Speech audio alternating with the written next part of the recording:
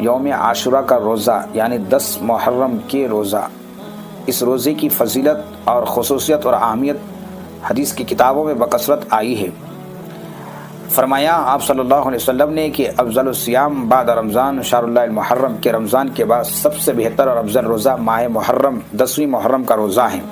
جب آپ صلی اللہ علیہ وسلم نے مکہ سے ہجرت کر کے مدینہ تشریف لے گئے ہیں تو یہودیوں کو آپ نے روزہ رکھتے ہوئے دیکھا یوم عاشورہ کے دن، تو آپ صلی اللہ علیہ وسلم نے فرمایا کہ یہ دن، پوچھا کہ یہ دن تمہارے لیے کیا خاص ہے؟ تو یہودیوں نے فرمایا کہ حضرت موسیٰ علیہ السلام اور ان کی قوم بنی اسرائیل کو فرعون کی لشکر سے نجات ملی تھی، اس لیے ان کی شکرانے پر حضرت موسیٰ نے روزہ رکھا تھا، تو ہم بھی اس کی پیروی کرتے ہوئے اس دن کا روزہ رکھتا ہوں۔ تو آپ صلی اللہ علیہ وسلم نے فرمایا کہ موسیٰ اللہ کے پیغمبر ہیں اور تم سے زیادہ ہمارا حق ہے۔ تو آپ صلی اللہ علیہ وسلم نے 10 محرم یعنی عاشورہ کے دن کے روزہ کا اہتمام فرمایا اور اس کی فضیلت بیان فرمائی۔ فرمایا کہ یوم عاشورہ کا ایک روزہ گزشتہ ایک سال، آئندہ ایک سال کے گناہ کو معاف کر دیا جاتا ہے۔ جب اس دن یہودیوں نے نصاراؤں نے روزہ رکھنا شروع کیا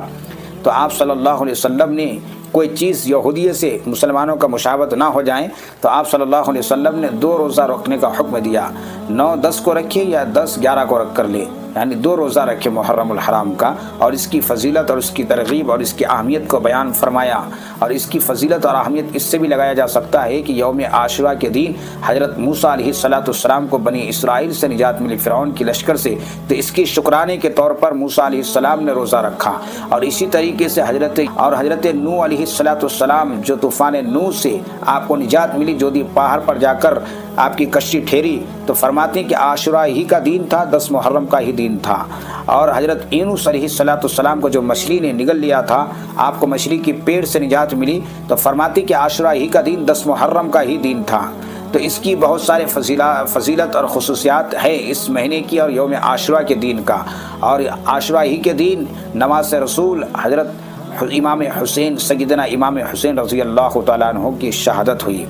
تو اس لیے عاشورہ کے دن کی اہمیت اور فضیلت اس سے بھی اور بڑھ جاتا ہے۔ تو اسی لیے تمام مسلمانوں کو اس دن کی روزے کی اہتمام کرنی چاہیے۔ اور ایک حدیث میں فرمایا کہ جو عاشورہ کے دن اپنے دسترخوان کو وسیع کرتے ہیں اور اپنے آل و عیال پر خرچہ کرتے ہیں